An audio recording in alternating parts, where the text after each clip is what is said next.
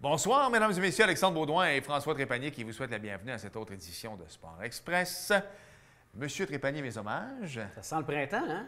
Ben oui! Ouais. Écoute, je te sens dans une forme dangereuse, François. Ouais, je le suis. Je le suis. On dirait que le gouvernement nous... Je voulais te lancer un peu là-dedans, mais non, Oui, on non, n'en mais pas là-dedans. on va en parler tantôt en deuxième partie d'émission avec William Julien.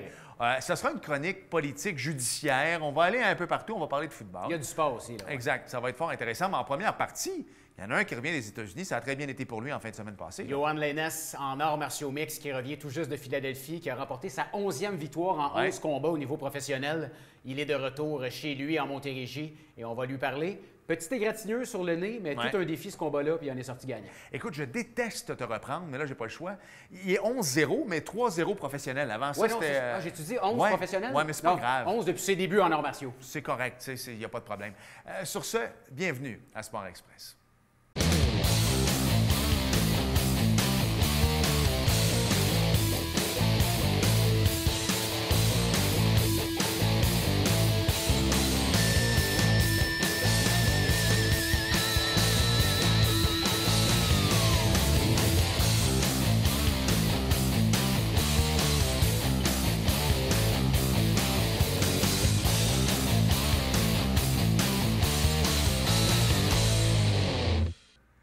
François, notre prochain invité, un des chanceux qui peut aller du côté de l'oncle Sam. Ouais. Écoute, c'est barré depuis maintenant 1 an, je te dirais, les frontières avec les États-Unis.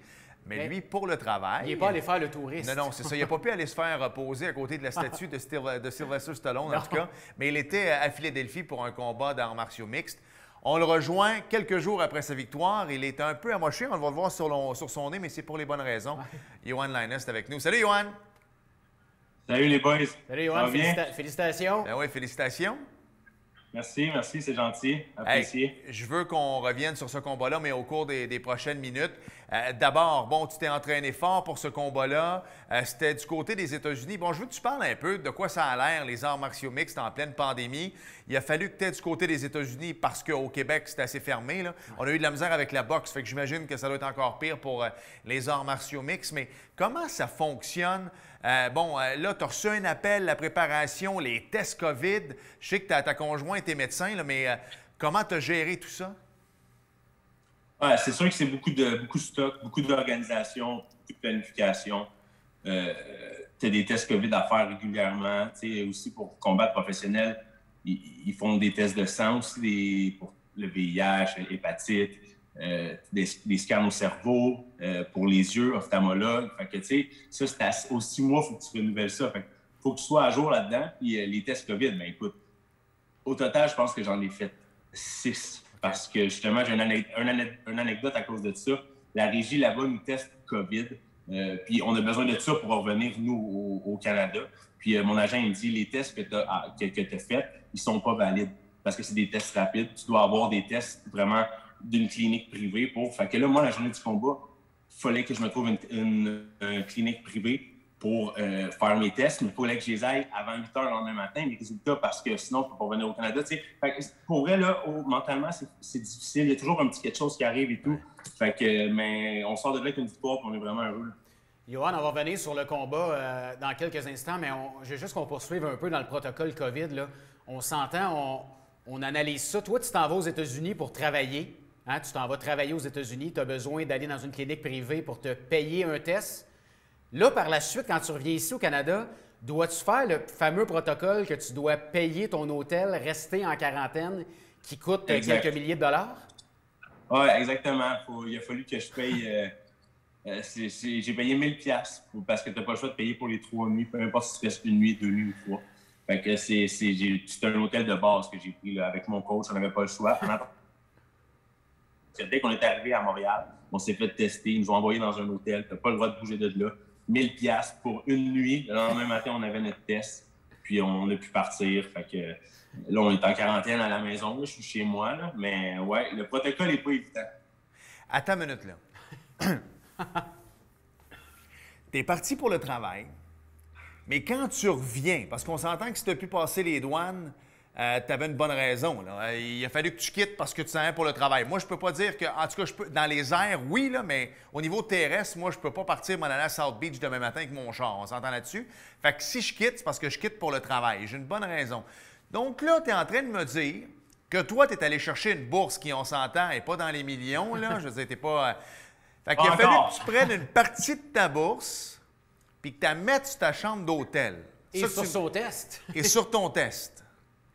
Ouais, OK. ouais. Ça, moi, je pensais que tu pouvais avoir une dérogation de ça quand tu parlais pour le travail. Mais gars, on devient plus intelligent à chaque jour. Est-ce que cette rumeur... Moi, du moins, on ne sait pas sur qui on a affaire, mais ta porte était-tu barrée? En tout cas, j'aurais pogné 2 minutes chez Vauvert d'Antienne, un gars champion d'arts martiaux mixtes. Mais est-ce que c'est vrai, ça, que les portes dans les chambres d'hôtel de voyageurs qui reviennent sont pas barrées ou la tienne était barrée? Elle était barrée, la mienne était barrée. Je pense que non, on pouvait sortir, là. Je veux dire, c'était pas... OK. On s'est fait livrer de la bouffe, man. Okay? Juste te donner une idée, là, on s'est fait livrer 2 fois de la bouffe. Fait que, tu sais, c'est pas si... Tu vois que c'est mais, bien tu sais, t'as des règles à suivre, tu sais. Puis les amendes de 7 000, 9 000 $, moi, ils me tentaient pas. Fait que, tu sais, t'as pas le choix. Non, mais c'est ça, exact. Moi, je suis 100% d'accord avec toi. Mon point, c'était...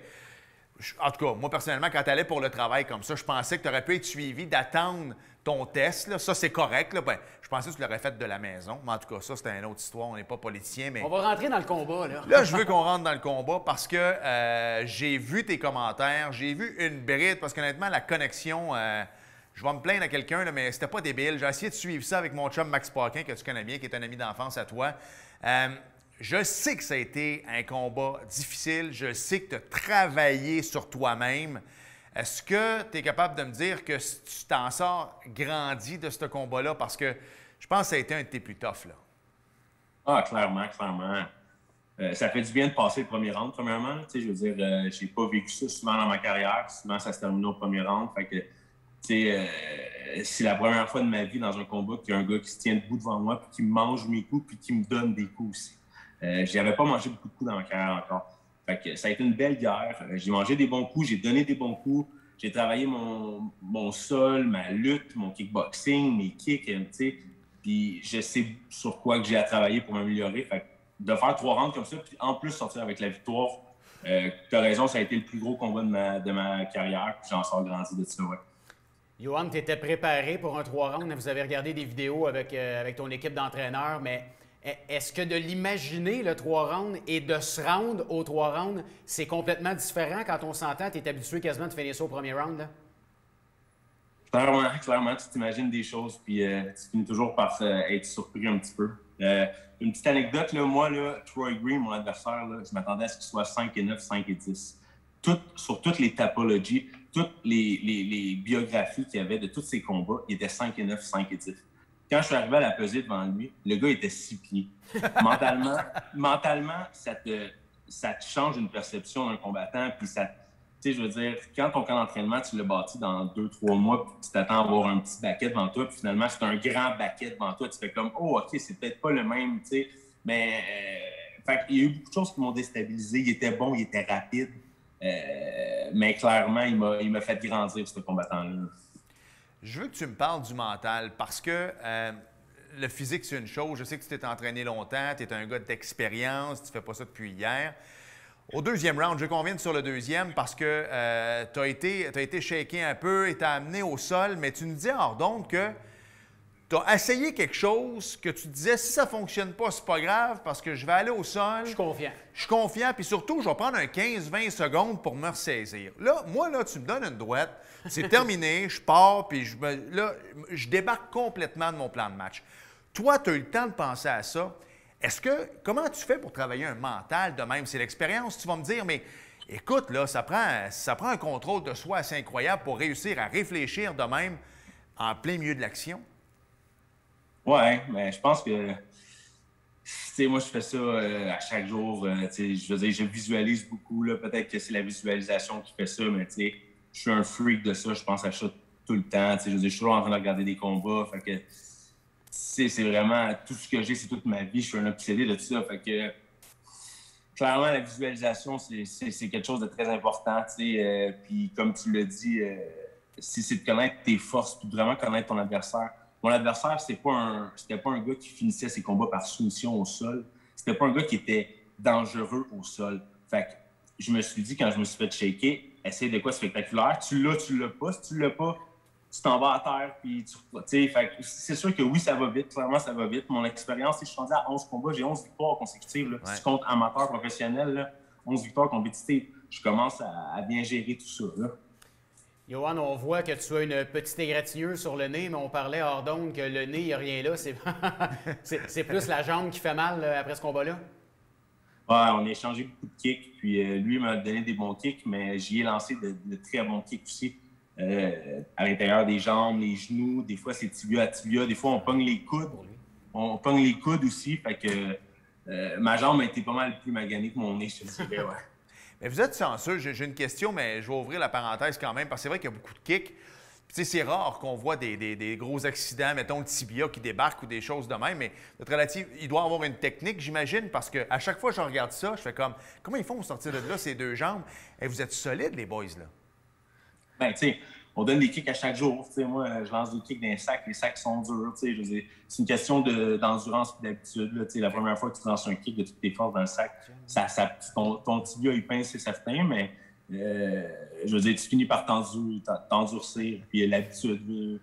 Avec l'adrénaline dans le combat, honnêtement, moi, il n'y a aucun kick que j'ai senti ou qui m'a fait mal ou quoi que ce soit. C'est vraiment quand ça dégèle, quand tu refroidis un petit peu, c'est là que c'est pas évident. 2 jours plus tard, hein, toi? C'est dans ta fameuse chambre d'hôtel. À l'hôtel, je la trouvais moins drôle. Écoute, il reste 1 minute. Je sais qu'il y a plein de choses qui s'en viennent pour toi. Je pense que tu as dévisé sur le titre et avec raison, là, hein? Oui, clairement. Je vais aller chercher la ceinture de cette organisation-là. Là, je travaille assez fort. Puis, je l'ai prouvé là, avec 3 victoires comme ça. C'est 3 victoires assez convaincantes. Là, même si mon dernier combat était plus dur. Je veux dire, j'ai gagné à décision unanime. Il n'y avait pas de doute. Puis je me sens prêt. Puis je pense qu'avec beaucoup de repos puis des bons mois d'entraînement pour un bon camp d'entraînement pour une ceinture, là, je vais être capable de revenir avec cette ceinture-là au Québec. Écoute, tu disais, puis François, une dernière question, mais tu disais avec un combat plus difficile. Moi, j'ai toujours du respect pour les boxeurs aussi, mais en MMA, de toute façon, d'avoir tout le temps des 3 rounds que tu glisses dessus sur un... Tu sais, c'est toujours souvent des 2-1. Des fois même que vous avez des défaites qui font en sorte que vous revenez plus fort, mais en MMA, tu dis un combat plus difficile. Oui, tu as quand même eu 2 rounds sur 3, mais en même temps, moi, je trouve ça plus difficile d'avoir 3 bons rounds. L'adversaire t'amène au sol ou des choses comme ça, tu sais, fait que c'est plus difficile d'avoir un 3-0 souvent. En tout cas, c'est ma façon de voir les choses, mais tu as bien fait ça, là. Oui, clairement. C'est sûr que 3 rounds, ça va vite. Tu peux pas te permettre d'en perdre un. Si tu en perds un, il faut clairement que tu ne perdes pas les 2 autres. Fait que la marge d'erreur est très mince. C'est pour ça que tu t'arranges pour gagner le premier puis tu t'arranges pour ne pas perdre le dernier, comme j'ai fait. Yohan, merci beaucoup. On va te laisser reposer. Je sais que malgré la pandémie, ça a été une grosse année pour toi. Tu t'es quand même relativement battu. Tu as beau être jeune, mais il va falloir reposer un petit peu ce corps d'athlète-là. Une petite pause avant le prochain combat. Une petite pause, puis c'est sûr qu'on va s'en reparler avant le prochain. Puis je te souhaite réellement d'y aller pour le titre d'ici là. Repose-toi bien, mon ami, puis au plaisir. Bon repos, Yohan. Merci, les boys. Merci, on s'arrête. Et au retour, quelqu'un qu'on connaît bien. Macédoine sportive, William Julien. Exactement, avec William Julien. On va parler de quoi, François? Est-ce que tu sais? De tout. De n'importe quoi? Absolument. Je veux qu'on parle de Breyer et de curling, voir s'il était bien préparé. Bougez pas.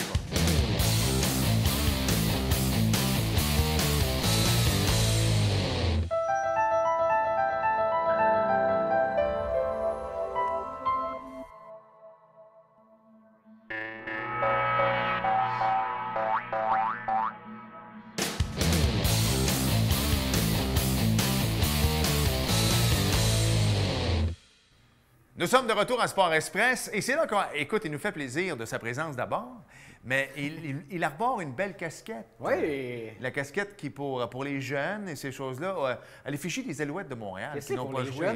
Mais non, mais la palette droite. J'ai ça, moi j'ai 42, mais je porte la palette droite. William Julien est avec nous. Salut William! Salut Will! Salut les gars! Hey William, je sais que tu connais bien Sébastien Godette. Alors attendez-moi ici les boys, je vais aller chercher mon masque.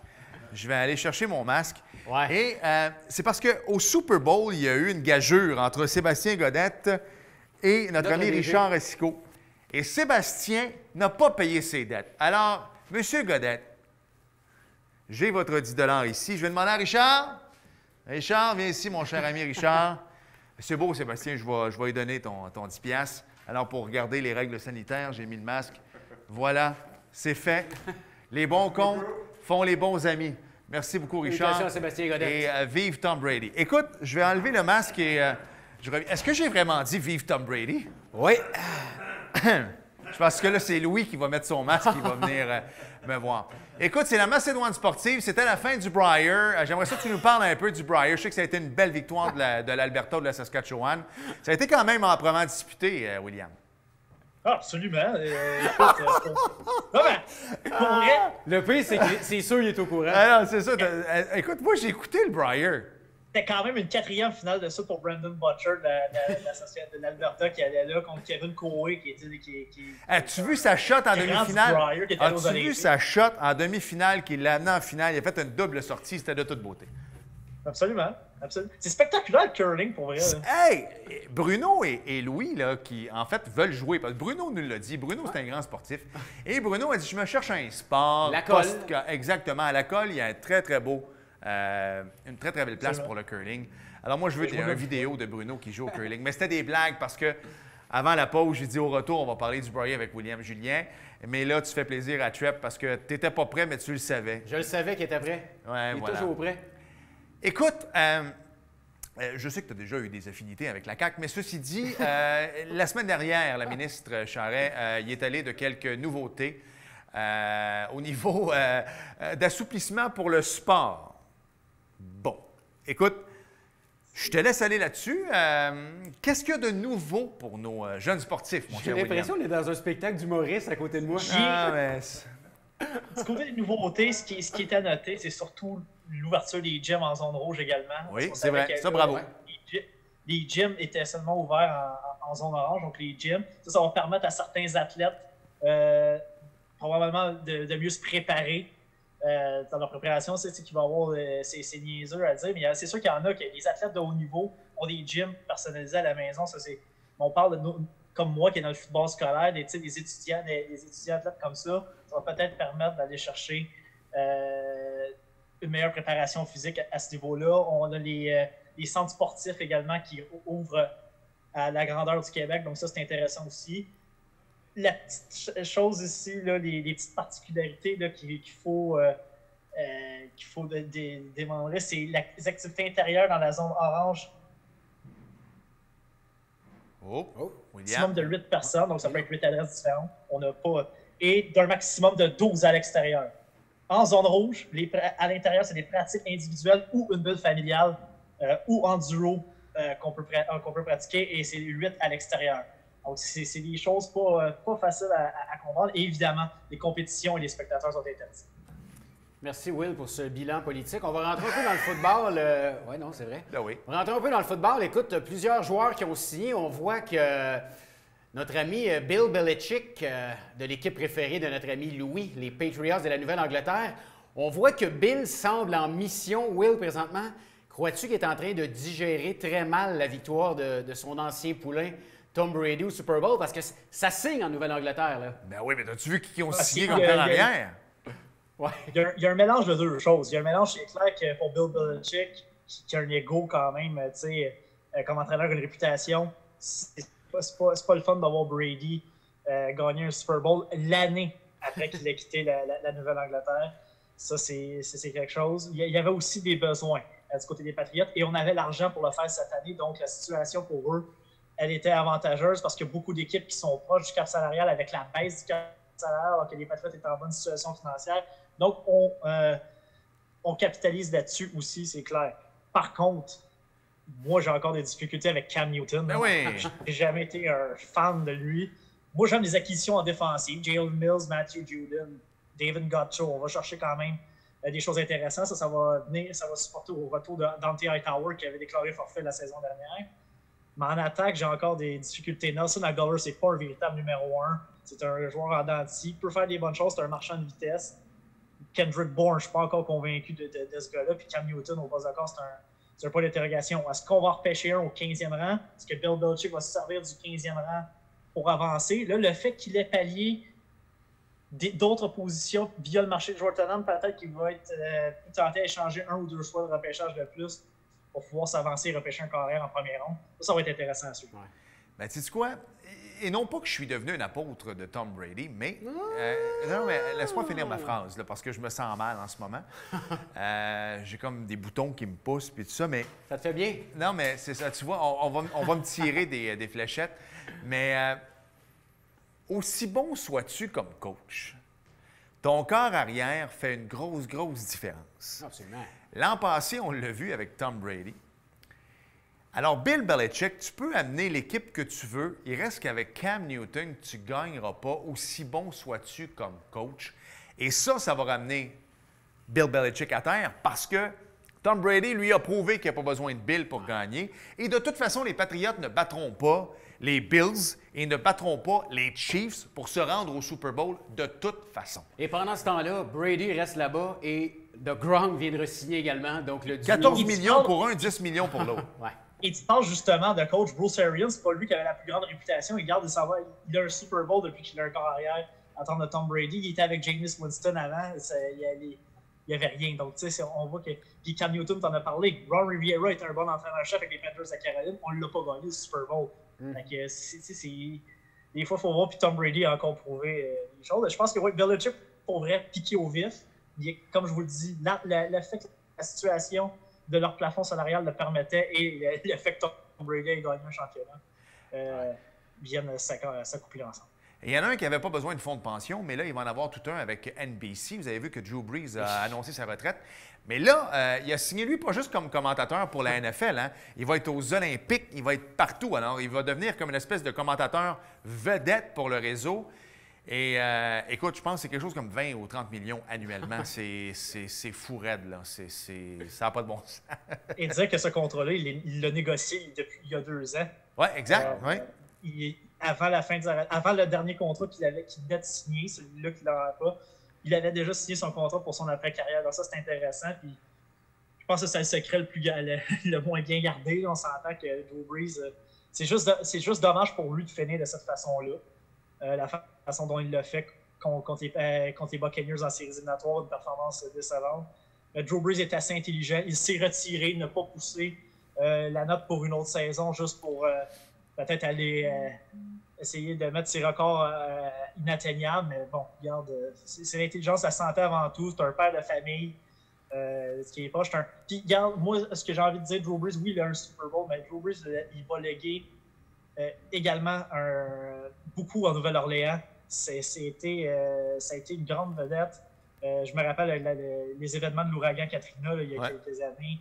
Il avait été très impliqué et tout. Donc, c'est pas juste un grand joueur sur le terrain qui quitte la NFL.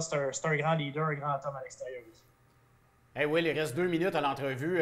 Je veux te parler. Tu animes régulièrement un show de radio avec notre grand ami Tristan Mac sur les ondes de CKVL à Montréal.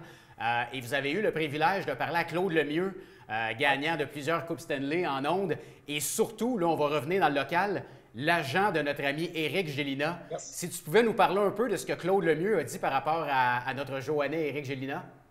Des commentaires vraiment très intéressants et très surprenants de la part de Claude Lemieux qui s'est vraiment livré là, sans cachette, qui discutait avec plusieurs équipes de la Ligue nationale concernant le statut d'Éric. On a parlé des Red Wings de Détroit, c'était facile de faire le lien. Avec Moritz Seider, évidemment, qui est un autre des clients de Claude Lemieux. Il nous a parlé de Détroit ouvertement, des discussions qui étaient intéressantes parce qu'il y a deux autres défenseurs également des Wings, Christian Juice et Patrick Nemeth, qui sont des clients de Claude Lemieux. Donc la connexion se fait, il s'est vraiment confié, on a aimé ça. J'ai beaucoup aimé de comment il s'est confié, puis honnêtement, c'est de bon augure pour Éric, là, en voyant ça. Il a parlé de Détroit, mais il a parlé de plusieurs formations avec lesquelles il était en contact. Donc ça, c'est très intéressant. C'est assez drôle d'entendre, quelques années plus tard, Claude Lemieux, Red Wings de Détroit, de façon harmonieuse, parce qu'écoute, il y a 2 équipes qui se détestaient à l'époque qui jouaient avec l'Avalanche du Colorado, je peux te dire que avec les Red Wings, pas avec les Red Wings, mais avec les Devils du New Jersey aussi, là, je peux te dire que... Mais Will, Claude Lemieux, vous l'a mentionné, hein, en farce, il pensait jamais faire de la business comme ça avec Steve Yzerman un jour. Ben non, c'est ça, exact, il se détestait. Ben oui. C'est là qu'on voit que la rivalité, ça se passe seulement sur la patinoire, puis qu'il faut mettre ça de côté, mais c'est vraiment intéressant. Puis je pense qu'on va revoir notre ami Éric dans la Ligue nationale très, très prochainement. On a fait un peu de politique en début. J'ai envie de faire un peu de judiciaire en terminant. Je vois que tu as ta casquette des Alouettes. C'est-tu moi ou Quan Bray s'était fait pogner dans une gogosse? Puis là, les Alouettes l'ont signé pour 1 an. Je pensais que c'était fait pogner avec de la coke dans son char l'année passée, lui. Il s'était pas fait arrêter. En fait, c'était de la marijuana, mais il semble qu'il a été blanchi finalement. Il n'a pas eu de peine de prison, donc il est admissible à jouer. Et les Alouettes avaient ses droits encore une fois, puisque son contrat n'était pas à terme lorsque les accusations sont arrivées, donc on pouvait le re-signer pour une autre saison. Ça va être excellent. Tu le mets ses retours de beauté. Moi, je vais être dans les estrades. Je vais partir ma petite sirène de police, puis il va partir. Mais il faire est excellent. En 2019, il était deuxième. Il était très bon. C'est pour ça que je trouvais ça plate. Puis le gars qui s'était fait pogner avec, c'était un partant dans la NFL. C'était un guard qui gagnait, je pense, 1 million par année. Je comprenais pas pourquoi. J'aime ça, je me fais tirer. Je me sens comme le personnage dans le District 31. C'est beau, Claude Poirier, Julien. Exactement. William, merci beaucoup. Will. Continue ton excellent travail. Très, très belle barbichette et on se reparle très bientôt. Salut, mon Will. Merci, Will. Bye bye. On s'arrête. Le confinement était bon pour lui. Il a pris quelques livres, notre William. On s'arrête et au retour, on part de NASCAR, malheureusement. Bougez pas.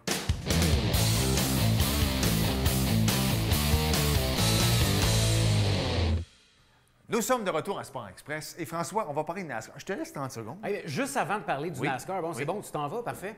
Bien, j'aimerais en profiter au nom de toute l'équipe pour souhaiter un joyeux anniversaire à André Barrière. Ouais! André qui fait encore le montage, le beau montage de Sport Express. Et André, pour ta fête, qu'est-ce qu'on a? On a notre ami Alex qui arrive avec un cadeau de fête pour toi. Et c'est également la fête de Bruno. Bruno! Alors bonne fête, Bruno! Bonne fête, Bruno! Bonne fête, Bruno! André! Bonne fête! Hey, il vise le visage, pour vrai! Vas-y pour le NASCAR! Bonne fête, Bruno et André! Salutations à Jean Guillet. Exactement. Habituellement, les courses de chevaux, on offre des fleurs comme ça ici, puis j'aimerais faire la même chose pour le NASCAR. Il reste 30 secondes. Bruno, viens chercher ton cadeau, s'il te plaît. Voilà, donc, juste ici. Martin Truex a terminé premier. C'était où la semaine passée? À Phoenix, c'est vrai. Oui. Alors, Joey Logano terminé 2e, Hamlin 3e, Keselowski 5e, non, 4e, Elliott 5e. Je descends un peu parce que... C'est vers la fin, c'est intéressant. Il avait été, tu vois ici, attends une minute, Matt Benedetto. Lui, il est très payant au Scrabble. Et Bubba Wallace, qui avait fait parler de lui pour les mauvaises raisons l'an dernier. Tu sais, ça, il faudrait que ça change. Il est le seul noir en NASCAR. Oui. Il s'en prend. Tu sais, honnêtement, là, je sais qu'à l'époque, c'était un sport de blanc, mais quand même, aujourd'hui, il s'en prendrait plus. Et lui-même le dit. Je pense qu'on n'a plus de temps. C'est où la prochaine course, même si on s'en balance, là? Salut tout le monde. Je sais pas c'est où. Merci, François. Merci, Alex. Vous irez vérifier sur Internet. À la semaine prochaine. Bye bye.